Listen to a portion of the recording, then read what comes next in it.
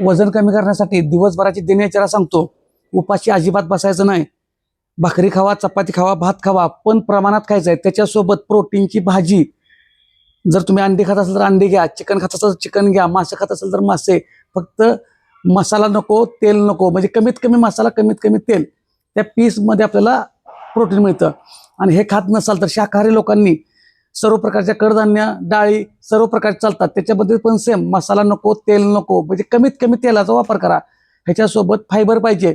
फायबरसाठी काय पाहिजे? काकडी, टोमॅटो, बीट, गाजर, सॅलड, जे काही कच्चं हिरवं खाता येईल ते. कोणतंही प्रोडक्ट खायला लागत नाही. हे खाल्ल्यामुळं कमी कॅलरीजमध्ये जास्त पोट भरते आपलं.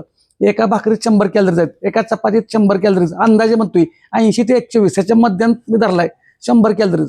त्यामुळे तुम्ही 1-1.5 खाल्ली तरी काय फरक पडत नाही. फक्त चावून चावून खायचं आहे. त्याच्याबरोबर प्रोटीन घ्यायचं आहे, फायबर घ्यायचं आहे.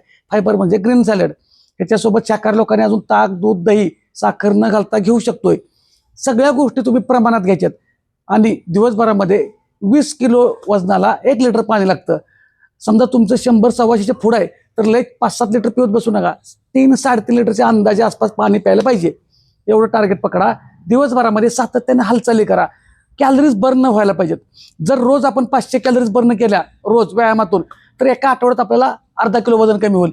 मग रोज 1000 कॅलरीज बर्न केल्या तर एका आठवड्याला 1 किलो वजन कमी होईल. म्हणजे एका महिन्यात किमान 4 किलो वजन कमी होईल. त्यामुळे व्यायामाला कारणं सांगायची नाहीत. व्यायामाला सुरुवात करा. वजन आपणच कमी करायचं आहे, पोट आपणच कमी करायचं, तेही कोणतेही प्रोडक्ट न खाता घरचं खाऊन. धन्यवाद.